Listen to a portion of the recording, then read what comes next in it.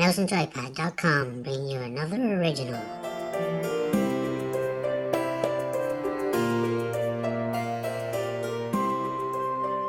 First and foremost, Evoland 2 does almost everything better than the series' overly disappointing introduction.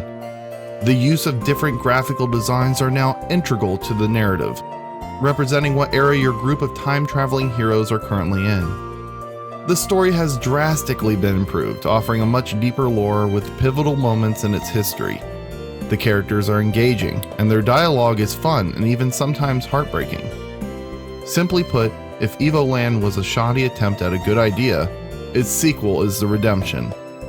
While the first game felt like it was pandering to its audience, throwing any random gaming reference at them, Evoland 2 pulls back the needless illusions and allows the gameplay to do more of the talking this time around. This pleasant change allowed the developers more creative freedom, and it shows in this installment. The story is about a young man who's discovered in the woods by a girl named Fina. The two of them venture out seeking his true identity when they end up getting involved in a confrontation between an empire and a group of enslaved demons. They're suddenly whisked many years into the past and begin their journey towards discovering your identity, stopping a destructive war, and returning everyone home. While Evoland barely had a story to speak of, Evoland 2 addresses the problems with a vengeance. The plot thickens as you progress through a story clearly inspired by Chrono Trigger, as new twists seem to pop up after every new quest.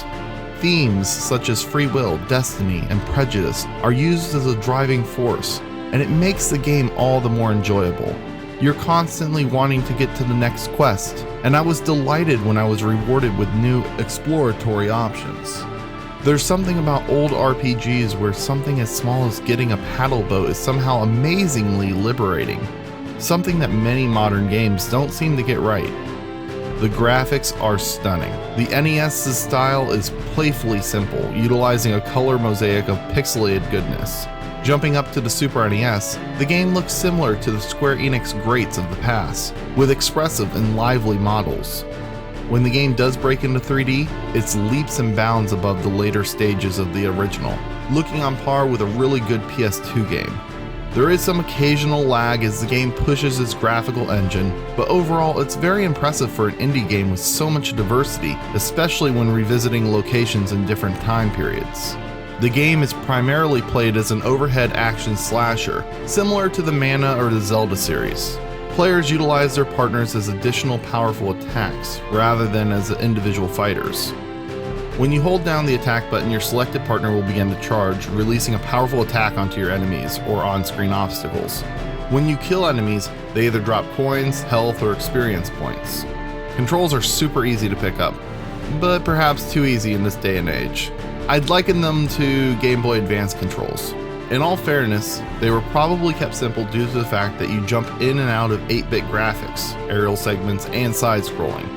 Despite the game throwing new sections at me, they didn't bog me down with explaining controls over and over again. So while it may be simple, it keeps the flow going with its uniformity. That might be some of my favorite moments of this game. Like the classic minigames of the past, Evoland 2 nails mixing up the gameplay. In one section, you'll jump into an active time battle system a la the Chrono series. These ideas could have been phoned in, but the developers at Shiro Games include a nice simple selection of moves and even environmental conditions for this mode. You'll have to time your attacks as the lights cut in and out, or when you're avoiding electrified floors, they'll nullify your attacks. These modes are not just RPG inspired either. They also have a space shooter segment where Galaga fans will feel right at home blasting their way through enemies. There's even several bosses, all with their own patterns to figure out. There's a 2.5D fighter segment, side-scrolling platforming, Bomberman-inspired levels, and it does all of them right. There's even a card game. Okay, that one does suck, but has there ever been a good card game in an RPG? One thing I can't ignore though is the glitches. Oh man, this is truly heartbreaking. I had to restart this game more times than a $30 Android phone. Graphics would simply drop out. Minecarts would randomly appear on the tracks, preventing me from progressing.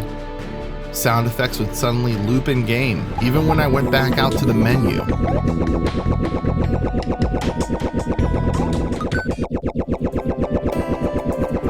My goodness, what a horrible state this game has been released in.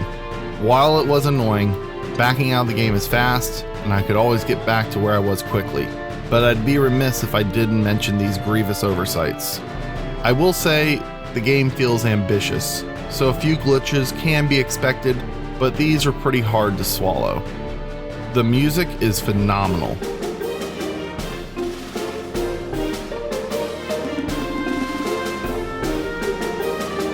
I don't know how many times I relayed this to myself as I was playing, but every track hits its mark. The tropical island has a Caribbean flair consisting of rhythmic drums, high-pitched flutes, and wonky strings.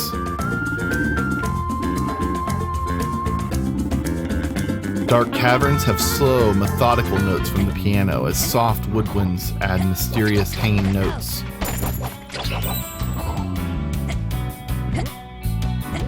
My personal favorite was the cemetery, which sounds like it was ripped right out of Castlevania.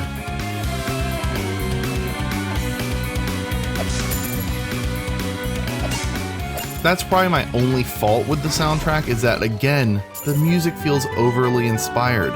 Even that jaunty tropical track feels like it came from Monkey Island.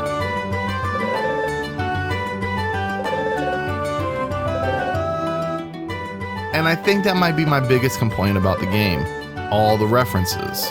While I laud the developers for running with a parody all the games mindset, they've now tuned the machine so well, it's actually quite good without a gimmick. When you stumble upon a reference, it only pulls you out to remind you that you're playing what's pretending to be a game. The reference may be light enough, like seeing Sir Dan from Medieval in a dungeon's corner. It's when that reference becomes too obvious or obnoxious that it really hurts the overall mood of the game, like finding a mystery box straight out of the Mushroom Kingdom. In a game packed full of illusions, some are going to work and some are going to make you shake your head in disappointment. Thankfully, the game has more winners than losers, but those stinkers reared their head in all the wrong places, including a poorly timed Professor Layton reference right at the beginning of the game. All that aside, I'm only 8 hours in and I'm anxious to get back to the story and see how it all unfolds. Fans who loved the charm of the first game will find this entry has added nothing but positives to the sequel, and will surely love this entry. If you've never played the series before, this game is a great jumping on point. If you're a fan of classic RPGs, especially those familiar with this type of gameplay, you're going to love this delightfully nostalgic adventure. While it still leans on being a celebration of the games that came before it, Evoland 2 stands on its own as a must-own game for fans of the genre. Improving vastly over the previous installment, Evoland 2 is a must-play for fans of action RPGs. The game's world is rich with backstory, the characters are entertaining, and the original content is far more enjoyable than I ever imagined. The game is, however, buggy, and you will need to restart the game a few times. Small patchable flaws aside, this game is a thoroughly enjoyable tale of time travel and destiny. The use of different graphical styles is something truly memorable and engaging, and this time it's been used as an effective storytelling tool, as opposed to a gimmick. I'm Trevor Anderson with Mouse N Joypad. If you enjoyed this review, make sure you subscribe, like, and comment. Thanks for watching. It's freaking great.